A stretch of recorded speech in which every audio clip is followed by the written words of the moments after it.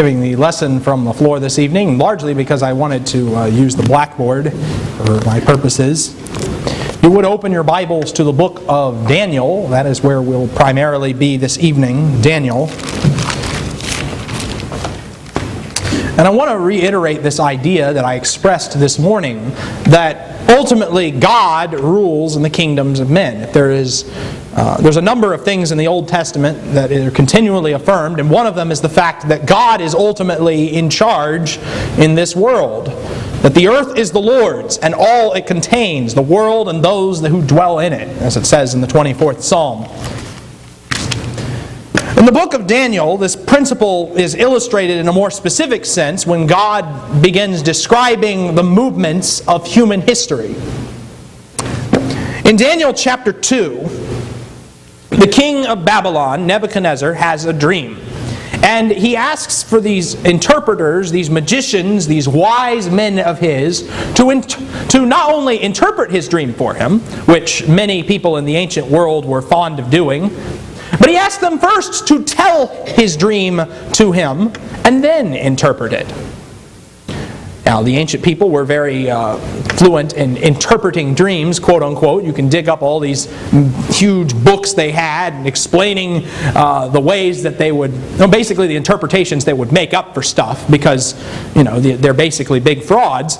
But they could not tell the king what his dream was. And of course, because they have failed in this manner, the king says, I'm going to have all of you killed. I know you're buying for time. And the Chaldeans say on that occasion in verse 11 that the thing which the king demands is difficult. And there is no one else who could declare it to the king except God, whose dwelling place is not with mortal flesh. In other words, I can't tell you something that happened in your head. Only God can do that. Well, the king orders the wise men to be destroyed, and among these wise men are Daniel and his three friends, Shadrach, Meshach, and Abednego. Daniel goes into the king, and he and his friends pray. And in verse 19 it says that the mystery was revealed to Daniel in a night vision. Daniel blessed the God of heaven. Daniel said, let the name of God be blessed forever and ever, for wisdom and power belong to Him. It is He who changes the times and the epochs. He removes kings and establishes kings. He gives wisdom to wise men and knowledge to men of understanding. It is He who reveals the profound and hidden things. He knows what is in the darkness, and the light dwells with Him. To you, O God of my fathers, I give thanks and praise, for you have given me wisdom and power. Even now you have made known to me what we requested of you, for you have made known to us the king's matter.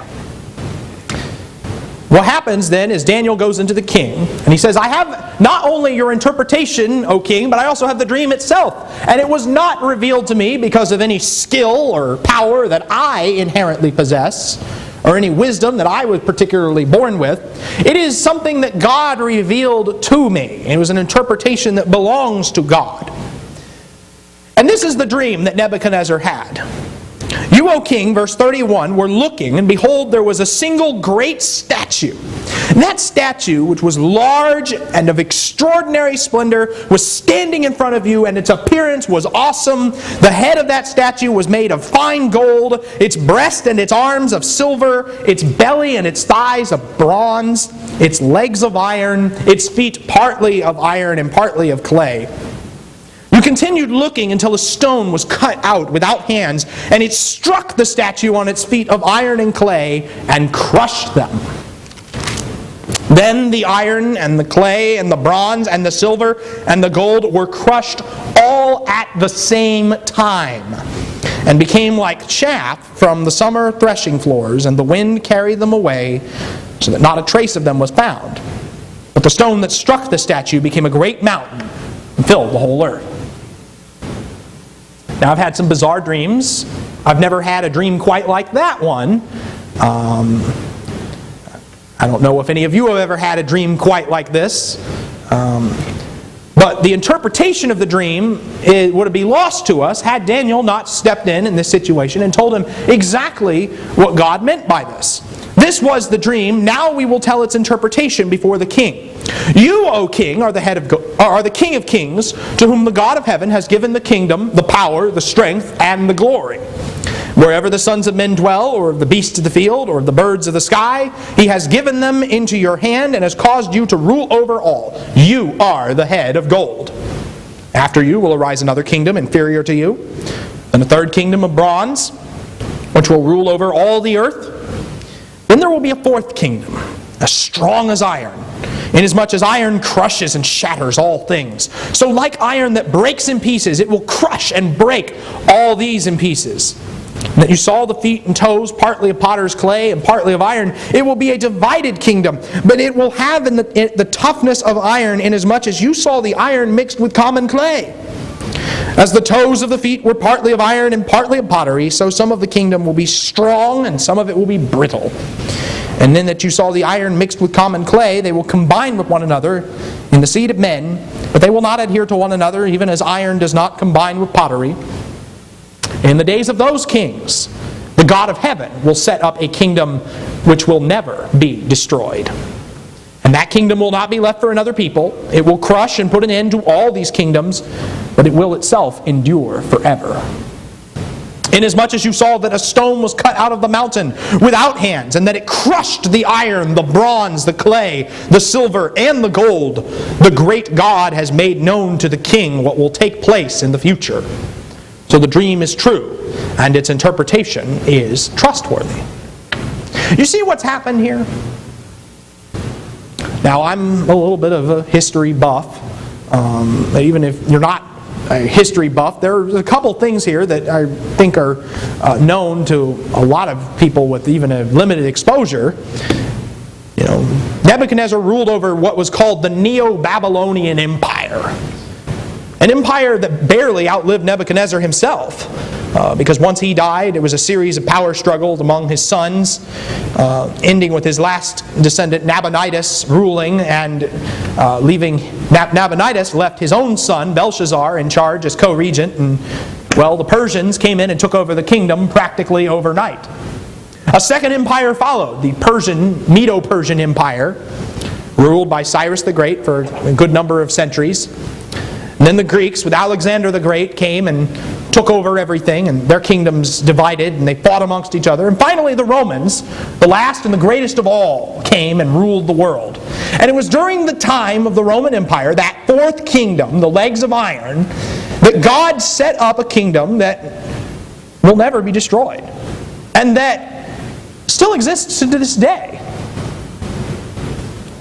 Now, there's something to be said for the fact that, Daniel sees the future ahead of time, what nobody else could do. There's a definite claim there to humans could not have figured this out ahead of time themselves.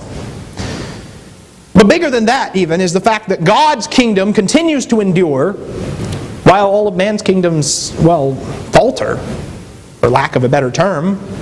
You may ask the question, so when was the last time you turned on the TV or the news or got on the internet and saw news about the Babylonian Empire and what havoc they're wreaking in the world? Well, you've never seen that, have you? Because they don't exist anymore. For that matter, how many Babylonians do you know? Well, I don't know any. They're gone. What about Persians? You hear how much noise there's noise being made over where Persia was right now. But not the same people. That empire's gone. What about the Greeks? Well, Greece is just another insignificant little country on the map. And what about the Roman Empire? Well, there is no Roman Empire today. Rome is just a city, basically in existence for historic value as a capital of Italy, and that's it. They wield no real power in this world, aside from their own limited little domain. And yet here we are, 2,000 years after all of that, still claiming to be citizens in the kingdom of Christ.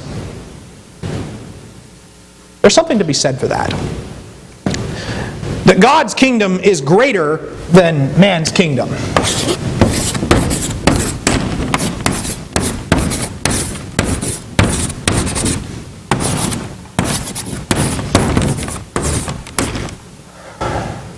And this does not really could get better chalk. That's the message of Daniel chapter 2. God's kingdom is greater than man's.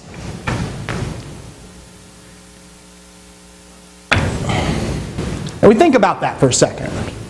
What does that mean? Are there any powerful nations that have existed since the Roman Empire? Well, yes, there are. You can read about guys like Genghis Khan, who conquered huge sections of the world, probably larger in land area than any conqueror ever since.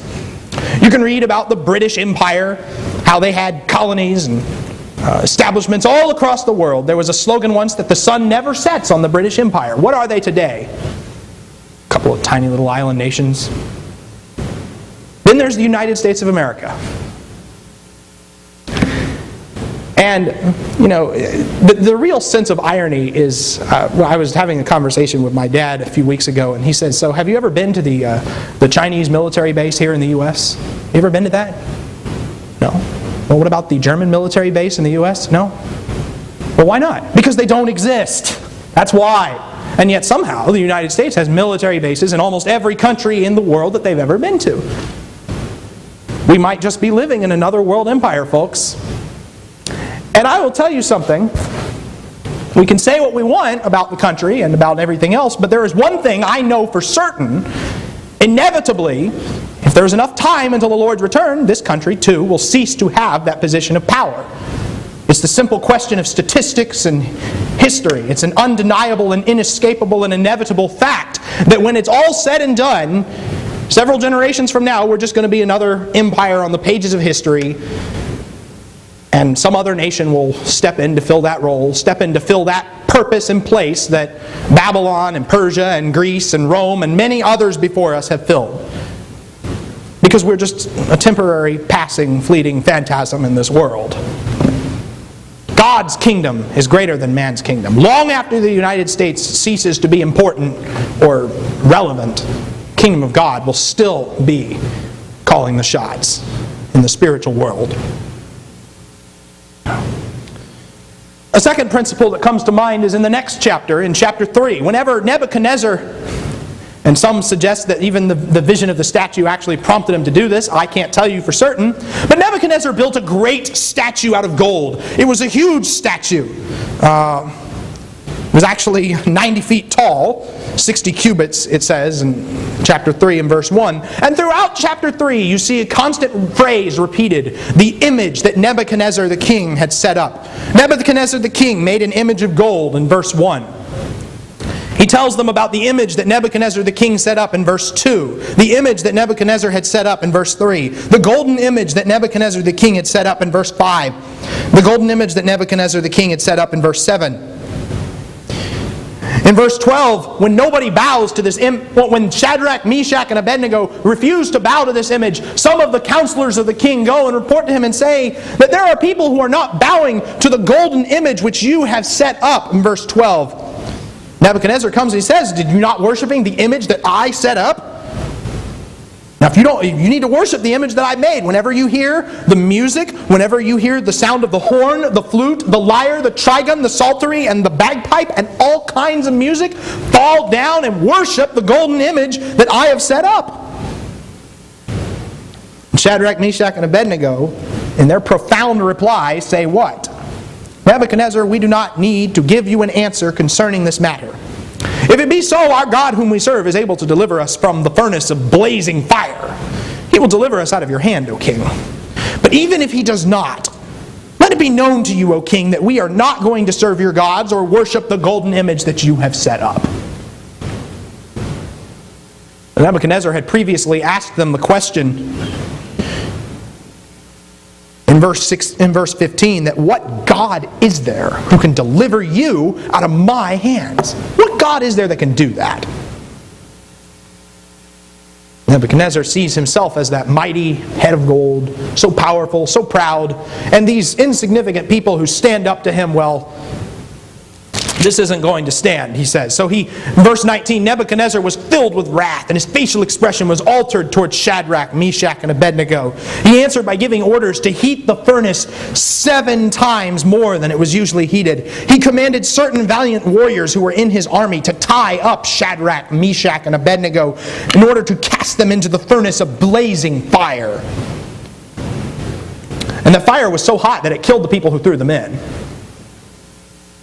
And yet, in verses 24 and 25, Nebuchadnezzar the king was astounded.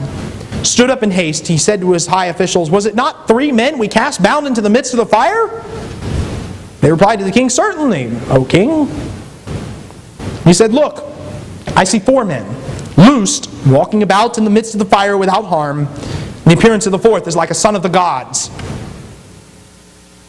He brings them out. They notice that their hair is not singed, their clothes are not damaged, and they don't even smell like fire. Now, Shadrach, Meshach, and Abednego did not know that was going to happen. They did not know that God was going to save them. They knew perfectly well that God was able to save them. But even if He didn't, well, they didn't care. They weren't going to budge on this. They weren't going to budge or move. And in this case, they weren't going to burn either. Why? Because serving God is more important than serving the whims of some tyrannical dictator. There's a message in this chapter, though. The message of this chapter is that God saves His people.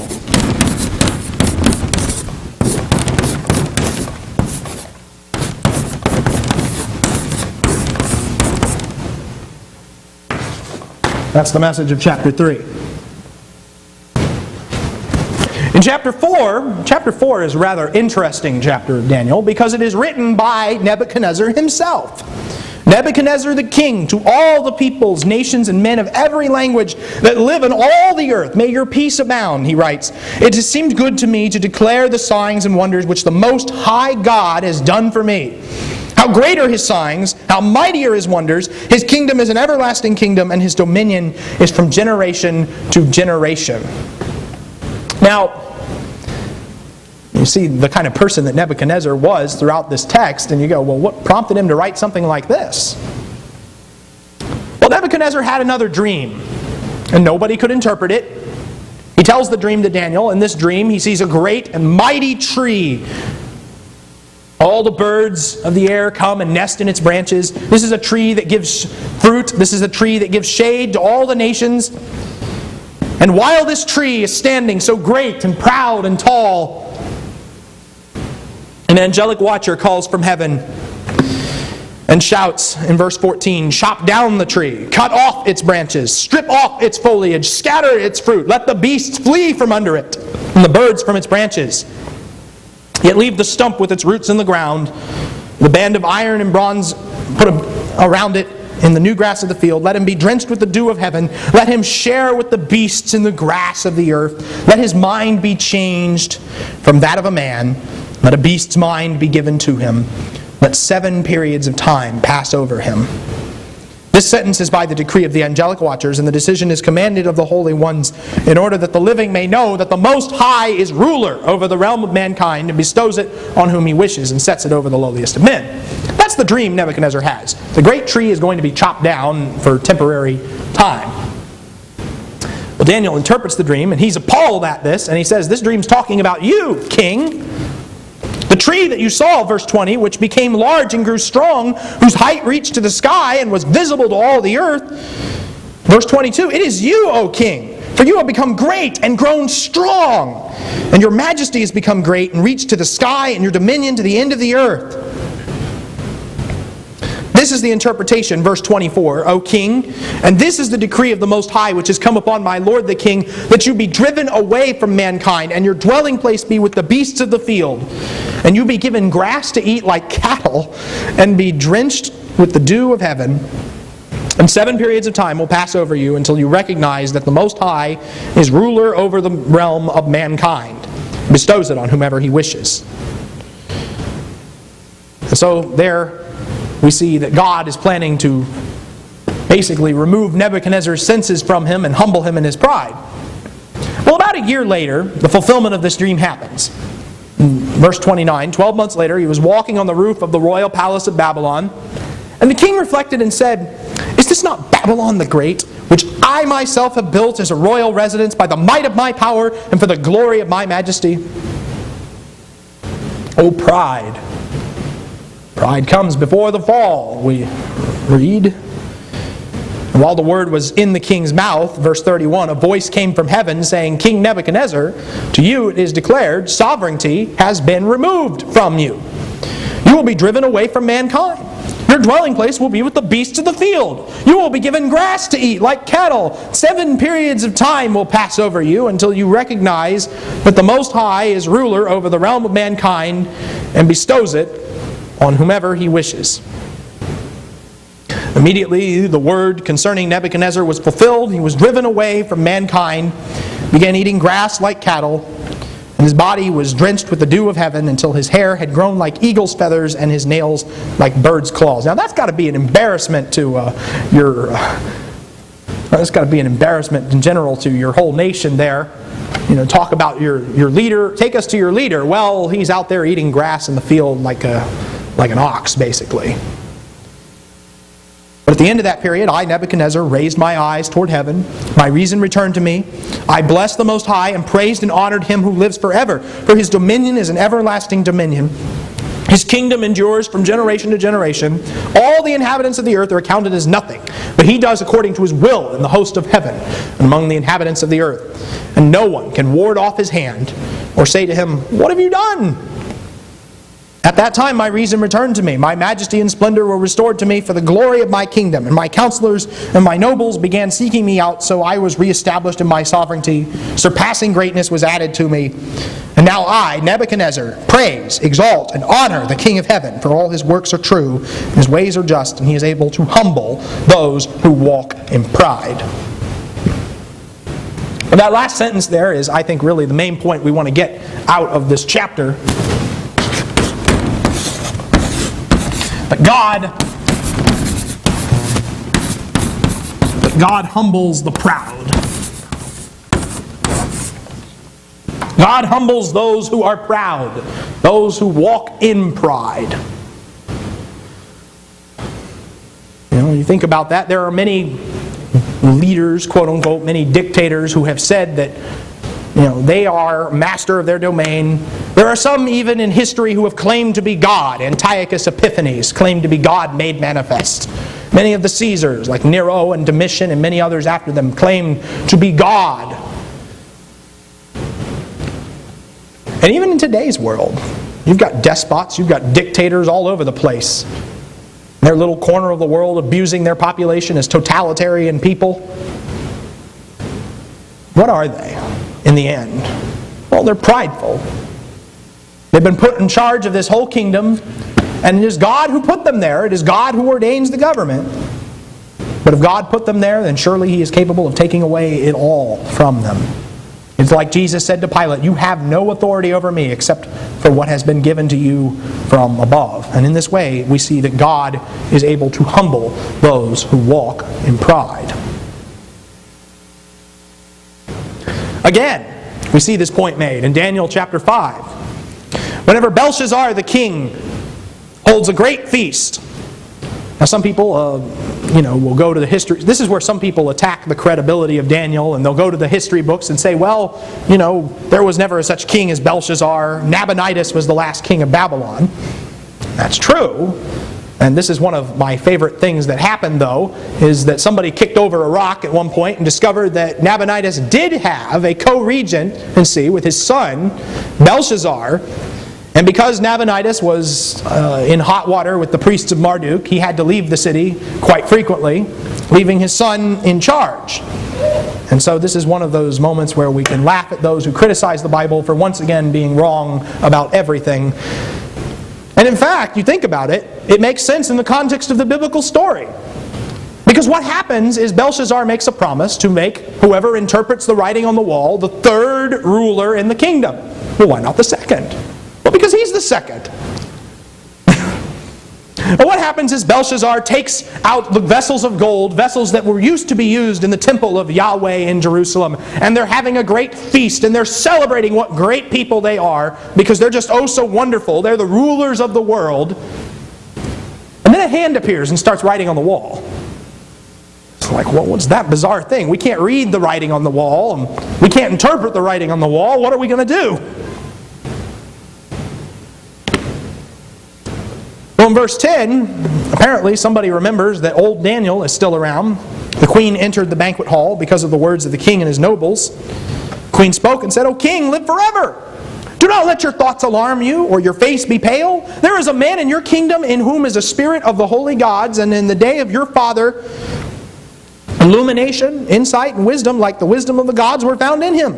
And King Nebuchadnezzar, your father the king, appointed him chief of the magicians, conjurers, Chaldeans, and diviners."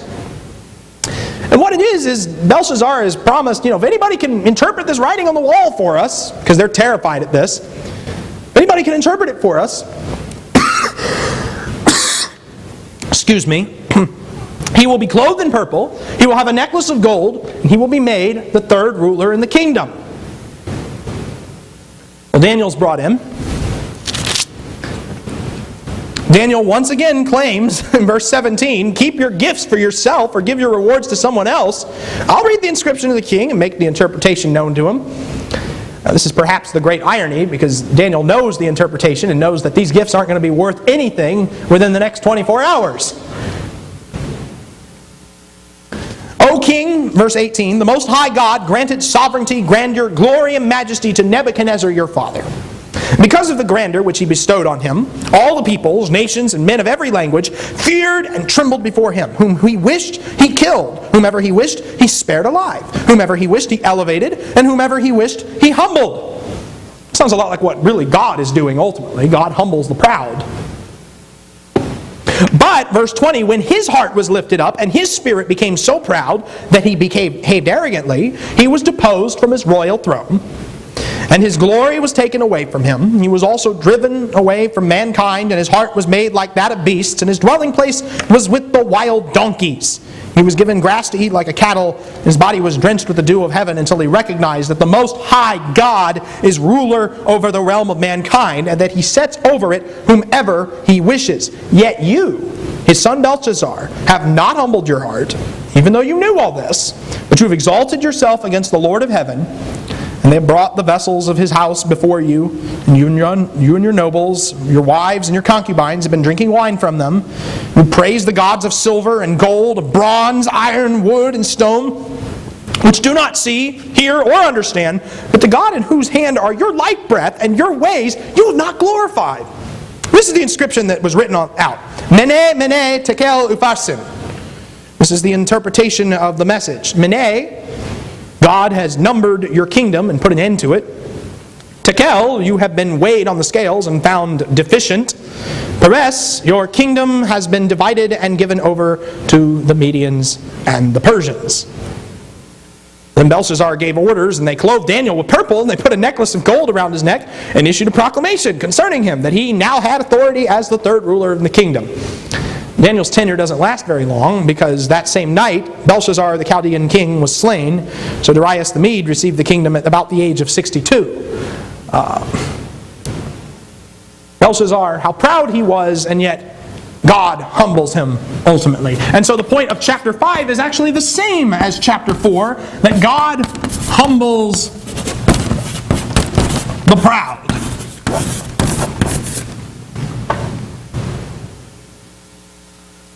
Chapter 6. At this point, Daniel is very old. The Persians have come to power. But Daniel is seen as a resourceful fellow, a wise fellow, and so he is exalted to a great position. Daniel began distinguishing himself, verse 3, among the commissioners and satraps because he possessed an extraordinary spirit, and the king planned to appoint him over the entire kingdom. Well, of course, the fellow commissioners and satraps get a little jealous at this. They don't like this idea. They don't like the idea of Daniel becoming lord over them. So they think, well, what are we going to do? We've got to find some way to break him down and perform a character assassination on him politically or whatever. These commissioners and satraps, well, in verse 5 it says, "We will not find any ground of accusation against this Daniel unless we find it against him with regard to the law of his God." Wouldn't it be nice if people said that about us? Wouldn't it be nice if people could say about us that, we can't find anything wrong with him. We're not going to be able to discredit him in any way unless we use his God, his religion against him, basically. And so they do that. They dupe the king into making a decree In verse 7, the commissioners of the kingdom, the prefects and the satraps, the high officials and the governors have consulted together that the king should establish a statute and enforce an injunction that anyone who makes a petition to any god or man besides you, O king, for 30 days shall be cast into the lion's den. Now, O king, establish the injunction and sign the document so that it may not be changed according to the laws of the Medes and the Persians, which may not be revoked. Now, I don't know who came up with that rule, that the laws of the Medes and the Persians should never be changed for any reason. I'm sure it sounded good on paper at the time, but it causes nothing but trouble throughout the times it comes up in the Bible. So Darius, of course, he's having his ego stroked. He signs something into law without thinking. Well, Daniel, he hears about the document that's signed, and the first thing he does is, he goes up to his room and he continues praying towards Jerusalem 3 times a day and giving thanks before God. And, not too hard to figure out that he's still doing that. These guys who were jealous of him go and they report it to the king. They approached and spoke before the king about the king's injunction. Verse 12, did you not sign an injunction that any man who makes a petition to any god or man besides you, O king, for 30 days is to be cast into the lion's den? The king replied, the statement is true according to the laws of the Medes and the Persians, which may not be revoked. They answered and spoke before the king. Daniel, who is one of the exiles from Judah, pays no attention to you, O king, or to the injunction which you signed, but keeps making his petition 3 times a day. Then, as soon as the king heard this statement, he was deeply distressed, set his mind on delivering Daniel. Even until sunset, he kept exerting himself to rescue him. These men came by agreement to the king and said to the king, recognize, O king, that it is a law of the Medes and Persians that no injunction or statute which the king establishes may be changed. The king gave orders, and Daniel was brought in and cast into the lion's den. And the king spoke and said to Daniel, your God, whom you constantly serve, will himself deliver you. A stone was brought and laid over the mouth of the den. The king sealed it with his own signet ring, with the signet rings of his nobles, so that nothing would be changed in regard to Daniel. The king went off to his palace and spent the night fasting. No entertainment was brought before him, and his sleep fled from him. Then the king arose at dawn to the break of day and went in haste to the lion's den. When he had come near the den to Daniel, he cried out with a troubled voice. The king spoke and said to Daniel, Daniel, servant of the living God, has your God, whom you constantly serve, been able to deliver you from the lions? Daniel spoke to the king, O king, live forever. My God sent his angel and shut the lions' mouths, and they have not harmed me, inasmuch as I was found innocent before him. And also toward you, O king, I have committed no crime. The king was very pleased and gave orders for Daniel to be taken up out of the den. So Daniel was taken up out of the den, and no injury was found on him because he had trusted in his God. What happens on this occasion is what? Well, those people that tricked the king into making this ridiculous law, they get thrown into the lion's den and they get eaten instead. And the king makes another proclamation that in all the dominion of my kingdom, verse 26, men are to fear and tremble before the God of Daniel, for he is the living God and enduring forever. His kingdom is one which will not be destroyed. His dominion will be forever. He delivers and rescues and performs signs and wonders in heaven and on earth. Who has also delivered Daniel from the power of the lions. So this Daniel enjoyed success in the reign of Darius and in the reign of Cyrus the Persian. If you're noticing a theme here, it keeps repeating this idea that God's kingdom can't be destroyed. He can't be defeated. God rules in the kingdoms of men. Which is why the point of chapter 6 is actually the same as the point of chapter 3. God saves his people.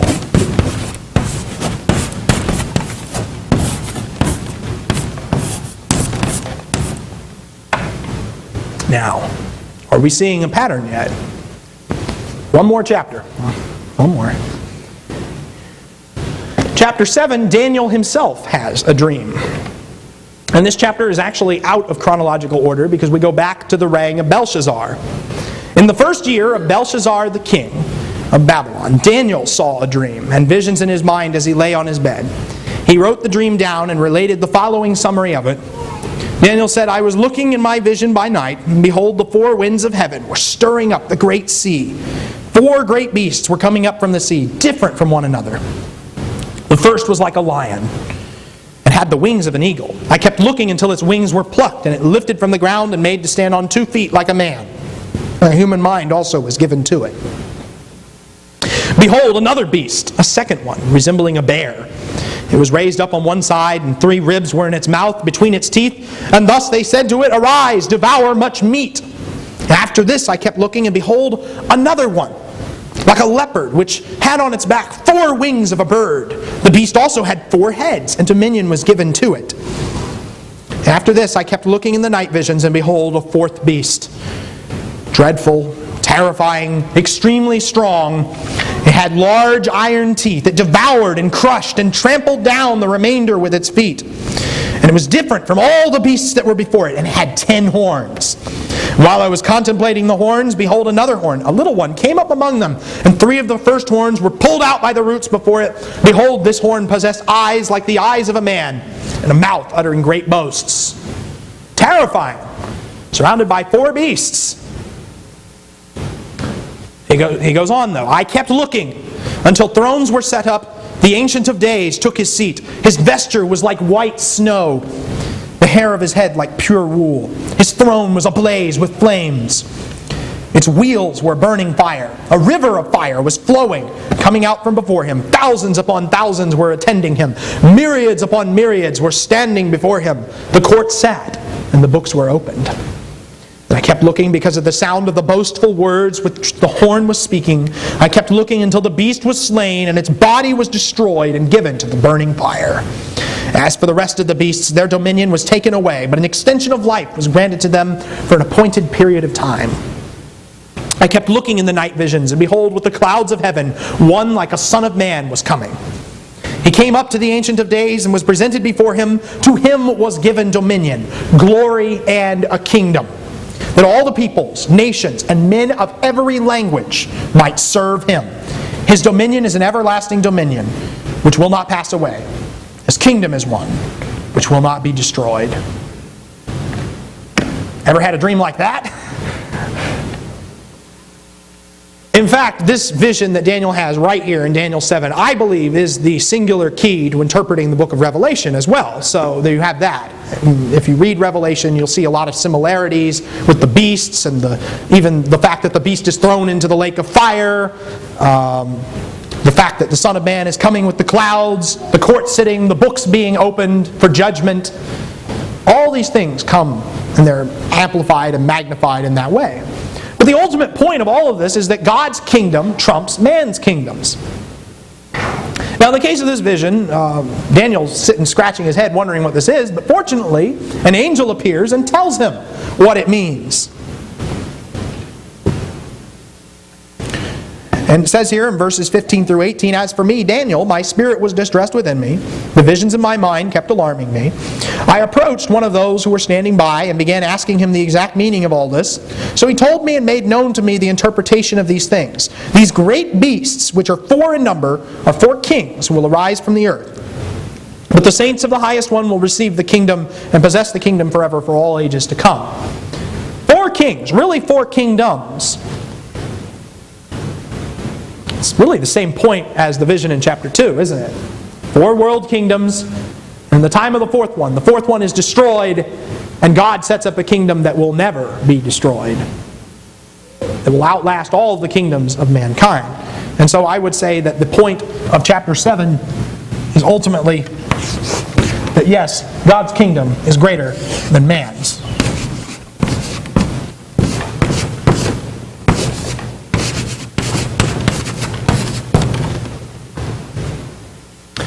Now, obviously, far be it from me to do justice to the entire book of Daniel in a single lesson, but this section in chapters 2 through 7 is arranged this way intentionally. The reason why is to remind us of these 3 important principles.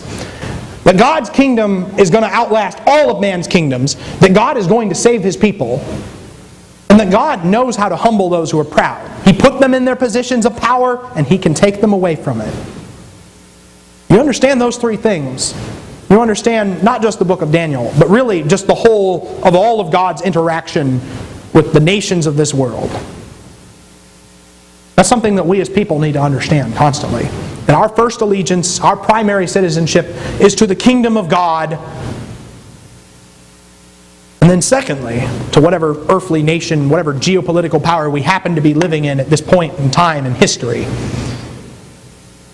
the kingdoms of earth, they pass away, one by one. The kingdom of heaven remains. Now, it may be that you're here tonight and you're not part of the kingdom of God. You have not been fulfilling your duties as a citizen in the kingdom of God. Now would be an appropriate time as any to make that right and make it known. Would you stand and sing at this time?